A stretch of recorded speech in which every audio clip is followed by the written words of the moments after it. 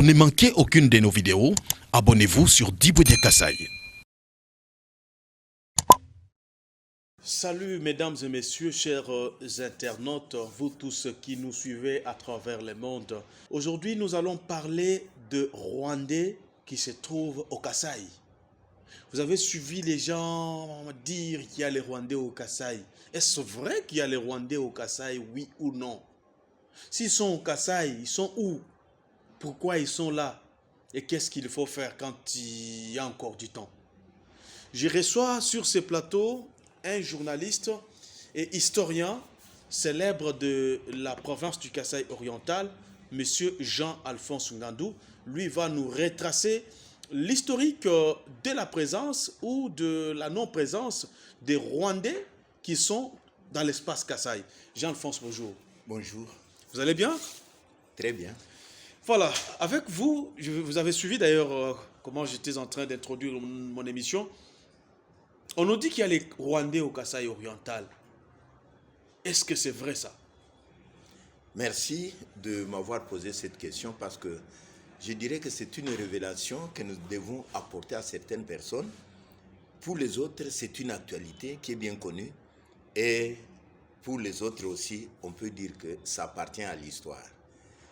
Les Rwandais au Kasaï, le Kasaï en général, et particulièrement je parlerai du Kasaï oriental qui est ma province, mon fief.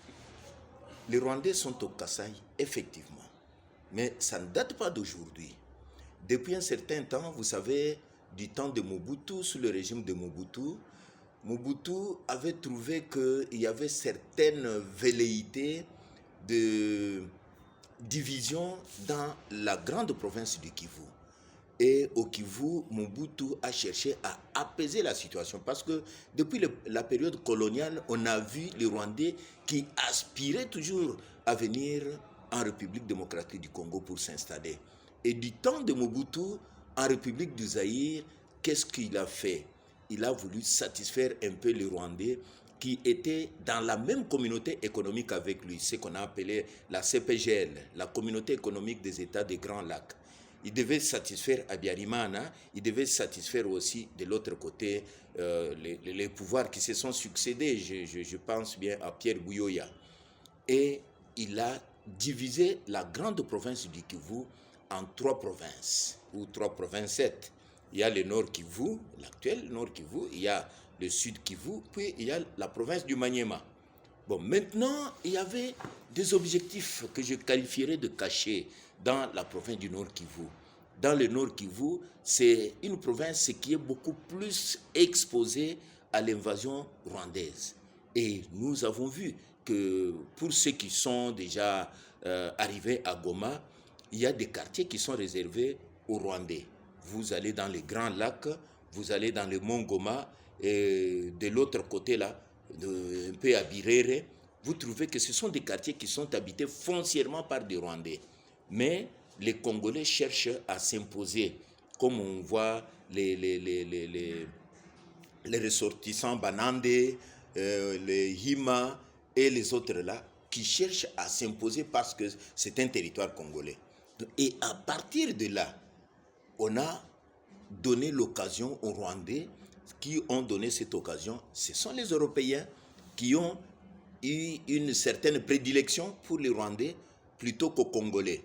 Et alors, on a donné l'occasion aux Rwandais de s'infiltrer petit à petit à l'intérieur de la République démocratique du Congo. Et vous voyez, quand ils s'infiltraient, c'était une guerre ouverte entre les Congolais qu'on cherchait à décimer, à supprimer complètement par les Rwandais, et de l'autre côté, il y a des résistants. C'est de là qu'est sorti le mouvement Maï-Maï. Les Maï-Maï, ce sont des Congolais qui résistent à l'invasion rwandaise.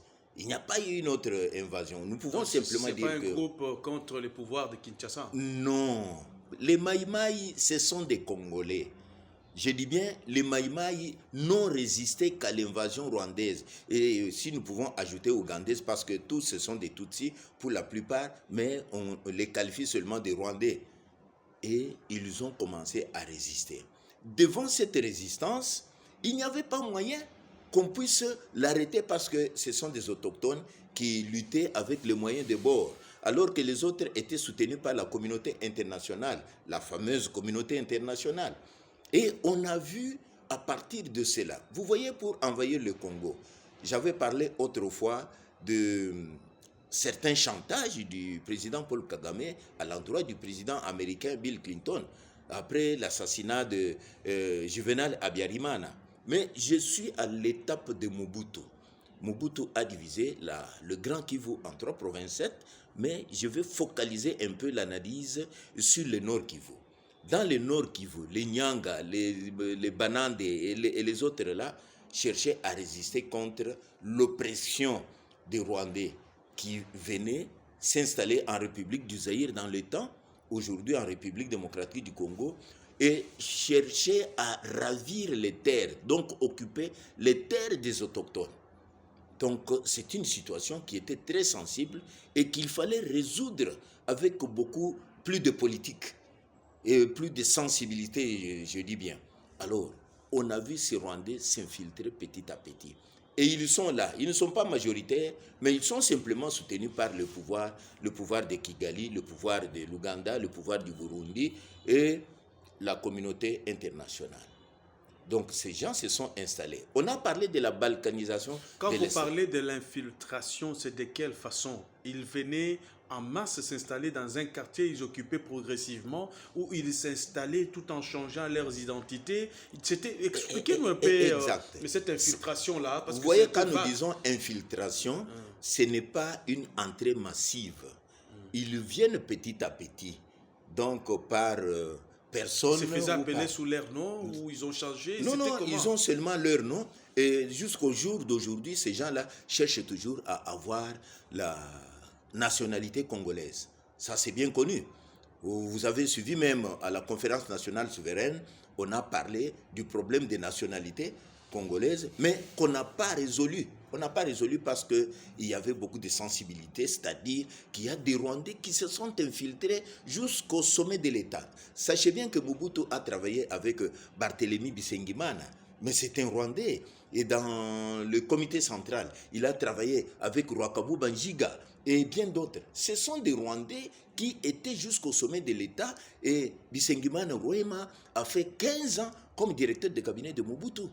Et vous savez ce qu'il a fait? Il a planifié cette... Mobutu le savait, oui ou non? Il le savait très bien, mais il était incapable de faire autrement. Il était imposé? On lui avait imposé de travailler avec ces Rwandais? Vous savez que nos présidents africains travaillent justement sous l'impulsion, sous la commande de la communauté internationale ou de puissances extérieures qui dictent leurs lois. Si on dit laissez ça. Vous voyez par exemple la guerre à l'est de la République démocratique du Congo. Vous savez, quand l'armée congolaise a le vent en poupe, à un certain moment, il y a l'ordre qui venait, on dit arrêtez, ne continuez pas l'attaque. Et quand nos militaires de FARDC s'arrêtent, il y a maintenant la réplique, donc c'est-à-dire la revanche des troupes rwandaises ou de l'extérieur, même les ADF NALU, qui commencent maintenant à repousser nos troupes. C'est pourquoi cette guerre s'éternise encore. Revenons sur je parle de l'infiltration. L'infiltration et comment ils sont arrivés. Est-ce qu'ils sont au Kasaï oriental? Ils sont là, j'y arrive. D'accord. J'y arrive. Je parle de l'infiltration à partir de la province du Nord Kivu. Là où ils se sont installés, ils se proclament congolais. C'est ainsi qu'on a parlé du phénomène Banyamulenge. Banyamulenge n'existe pas. On a parlé aujourd'hui des problèmes du territoire de Minembwe, un territoire qui a été façonné, qui a été inventé par les Rwandais sous l'impulsion de la communauté internationale. Alors, vous voyez, donc, comme ils étaient déjà à l'intérieur du pays, ils se sont organisés avec cette fameuse communauté internationale pour occuper soit des postes politiques, soit des postes stratégiques. Et dans cette infiltration, ils sont à tous les échelons de l'État, donc tous les échelons des institutions en République démocratique du Congo. Alors, quand est venu le moment de la guerre d'invasion, bon, je pense que il y a même des livres qui ont été écrits en ce temps-là pour dire que les Rwandais ont cherché quelqu'un de paille qu'ils pouvaient utiliser pour renverser Mobutu. Donc quand on renversait Mobutu, c'était pour ouvrir grandement la porte de l'Est pour qu'il puisse venir. Au moment où la guerre d'agression avait commencé, en 1997, qu'est-ce qu'il y a eu? Kengo Adondo, qui était Premier ministre en ce temps-là, a dit que nous n'allons pas chasser les Rwandais.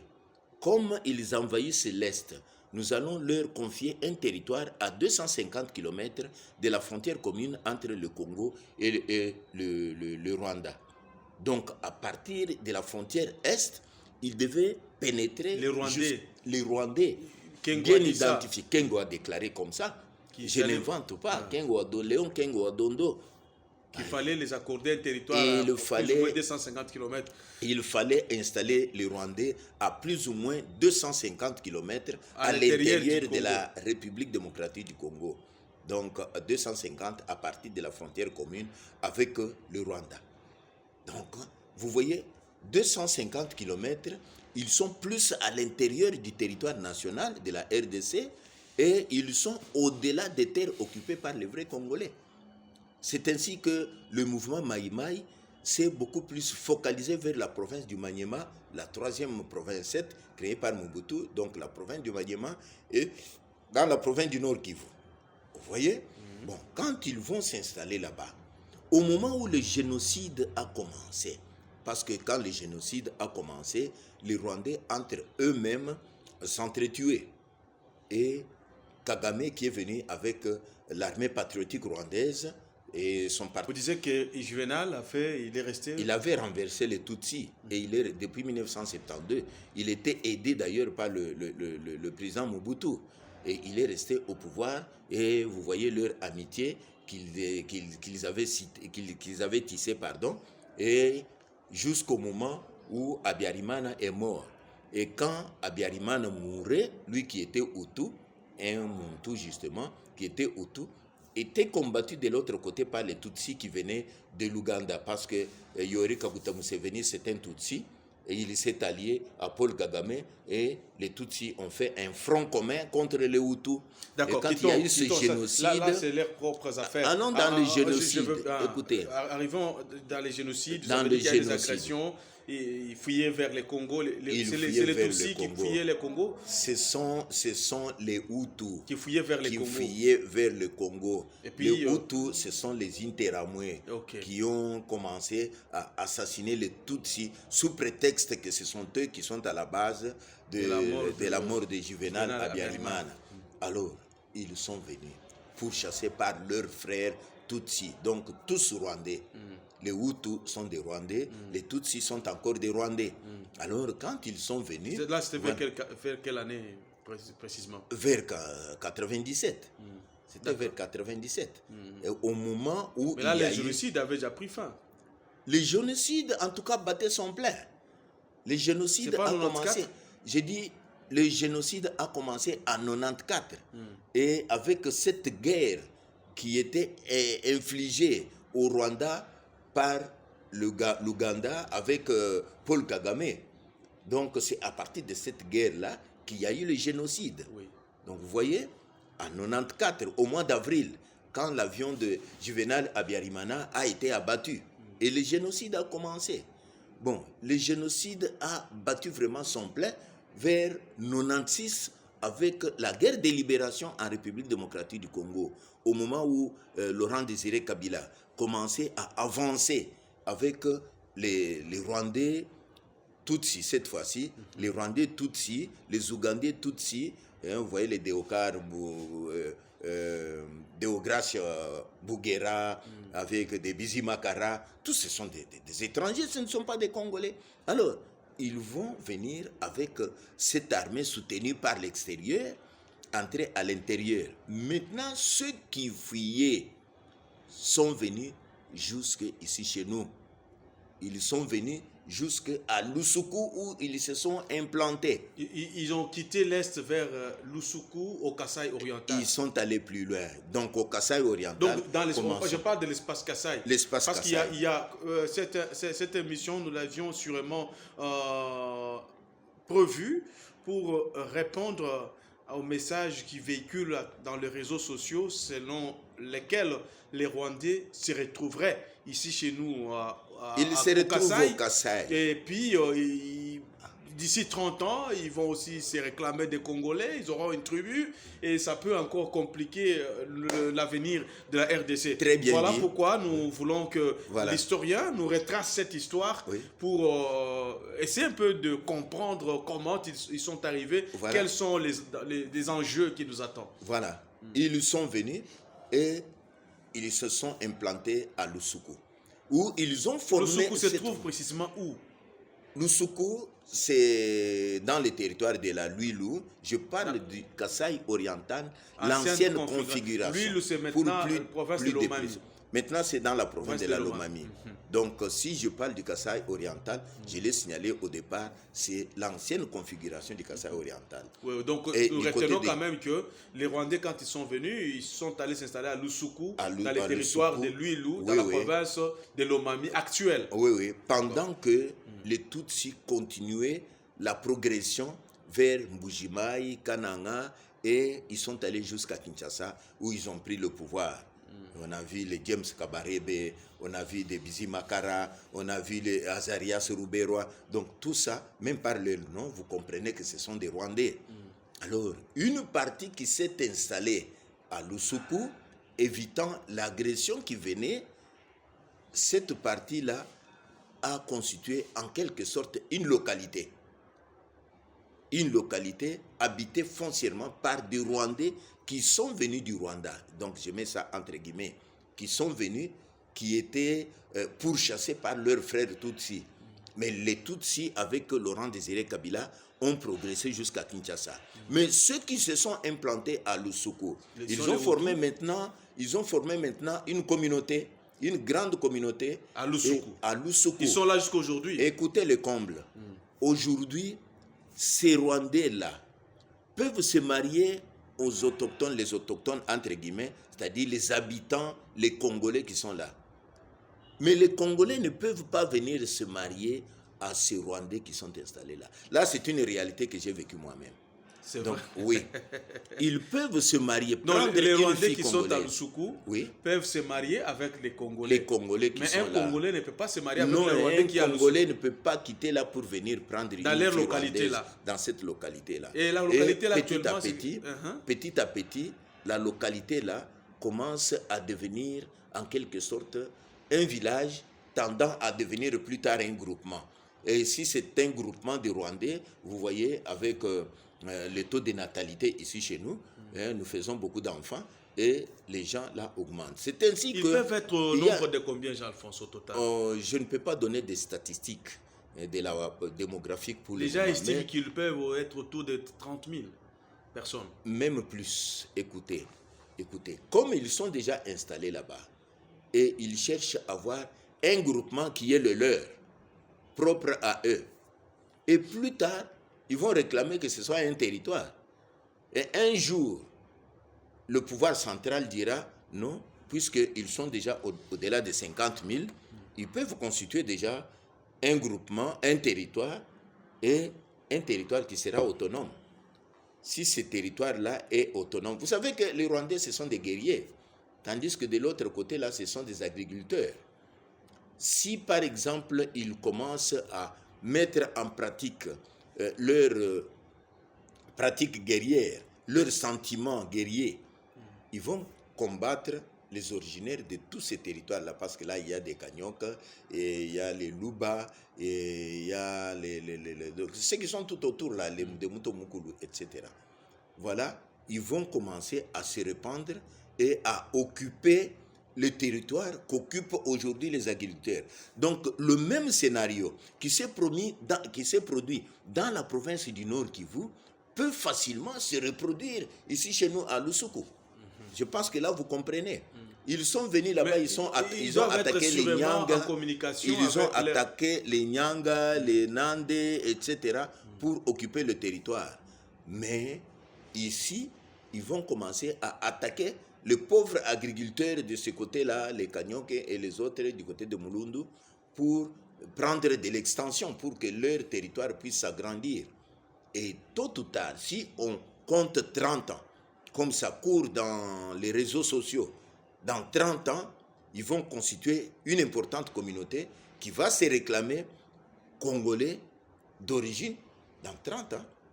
Donc un garçon de 30 ans, il est déjà père de famille. Il va dire, moi je suis né ici, j'ai grandi ici, je suis congolais. Je rappelle aux téléspectateurs que je reçois sur ce plateau de Diboué Kassaï, Jean-Alphonse Ngandou. Il est historien de formation, il est aussi journaliste sur une chaîne locale. Avec lui, nous sommes en train de parler de la présence des Rwandais qui sont au Kasaï oriental. Il précise que ces Rwandais sont à Lusuku. Lusuku se trouve dans le territoire de Lwilu, précisément dans la province de Lomami. Actuelle. Donc, dans l'ancienne configuration, on peut dire au Kasaï oriental. En dehors de Lusuku ou de Lomami, est-ce qu'il y a encore d'autres Rwandais qui sont dans l'espace Kasaï? En fait, là, c'est là qu'ils constituent une importante communauté. C'est où c'est là, c'est leur base. Oui. Nous pouvons dire que c'est leur base, mais là, ils ont déjà constitué une importante communauté. Mais vous savez, ils sont ici en Bujimaï. Ils viennent avec des vaches qu'ils vendent ici.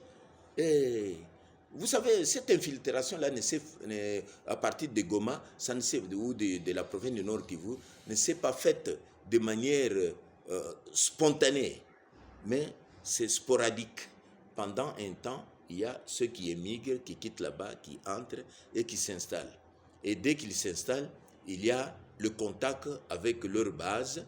Ils donnent aussi l'occasion à ceux qui sont restés de les rejoindre et ils constituent une grande communauté. C'est ainsi que nous voyons les Rwandais qui amènent les vaches ici en Bujimaï. Mais les vaches ne viennent pas de Lusuku, ça vient du Rwanda. Est-ce que vous savez comment ils viennent? Donc, ils sont en quelque sorte télécommandés. Non, venez, vous pouvez passer par ceci. Autrefois, vous avez la moto. Vous voyez comment, chaque nuit, il y a des Rwandais qui passaient la ville de Mbujimaï. On voyait la bouse un peu partout, mais on ne voyait pas ceux qui amenaient ces vaches. On nous dit qu'ils venaient du Rwanda avec des instructions spéciales. Là où il y a des barrières, ils pouvaient laisser quelques billets verts jusque dans le Bandundu. Arrivés dans le Bandundu, ils enlevaient le manteau d'éleveur et ils devenaient autre chose. Je ne sais pas si vous le savez ou vous avez cette information. Jean-Alphonse, ces Rwandais-là, au jour d'aujourd'hui, ils ont quel statut? Des réfugiés ou ils ont les statuts des émigrants? Ils ont quel statut spécifique? Bon, au départ, c'était des réfugiés. Mais aujourd'hui, ils vont se réclamer congolais. Ils sont là depuis 1997. Et aujourd'hui, ils se réclament congolais. C'est un danger permanent, un danger latent qui un jour pourra exploser. Voilà. Parce que nous tendons déjà vers la fin de cette émission. En résumé, qu'est-ce que l'État congolais peut faire pour que ces Rwandais retournent chez eux? Ou si l'État congolais accepte, pourquoi l'État doit accepter? Bon, jusqu'aujourd'hui, le régime actuel a succédé à un régime pro-rwandais. Le régime de Joseph Kabila, c'est un régime pro-rwandais. Il a favorisé les Rwandais, même dans l'armée, même dans les institutions étatiques. C'est pourquoi ils étaient là, considérés comme réfugiés, mais qui se proclament congolais. Et est-ce que vous savez qu'ils parlent toujours Kinyarwanda là-bas, à Lusuku? Là, chez eux? Oui, dans leur village, là. Ils parlent Kinyarwanda. Bon, on dit que ce sont nos frères, nos compatriotes rwandais qui sont partis de l'Est de la République démocratique du Congo et qui se sont installés à l'intérieur, au centre de la République démocratique du Congo sous l'effet de la guerre de libération que M. Laurent Désiré Kabila nous avait apporté ici.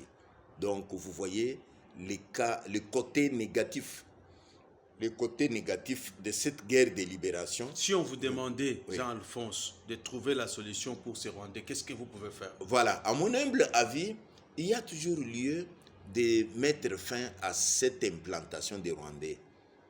Bon, je sais bien que ce sera un peu difficile de les faire partir de l'intérieur de notre pays jusqu'au Rwanda. Parce qu'au Rwanda, vous savez que le Rwanda, c'est un territoire surpeuplé, donc avec une forte densité démographique. Ils ne peuvent pas aller trouver de place où s'installer chez eux là. Ils ne seront pas reçus. Parce que c'est que le peu... Donc vous acceptez quand même qu'ils restent au Congo? Qu'ils restent au Congo, qu'ils deviennent Congolais, qui un jour vont nous faire la guerre. Chez eux, ils n'ont pas de place. Non, oui, ça je le sais, ça c'est une situation évidente. Au Rwanda, vous voyez ceux qui sont dans la province du Kivu. Ils ne peuvent pas aller trouver de place au Rwanda. Ils n'ont pas de place parce que, vous savez, je l'ai bien dit, le Rwanda c'est un pays surpeuplé. Ils n'ont pas de place. C'est pourquoi ils cherchent, quand on a parlé de la balkanisation, donc le Rwanda cherche à déverser le trop-plein de sa population-là à l'intérieur de la République démocratique du Congo. Alors, le trop-plein là, on compte aussi ceux qui sont à Lussuku. Quand il n'y a pas de place là-bas, eux préféreraient s'installer ici et devenir Congolais parce qu'ils ont de la terre, ils ont le pâturage pour leurs vaches. Voilà, merci beaucoup Jean-Alphonse Ngandou. Merci chers téléspectateurs.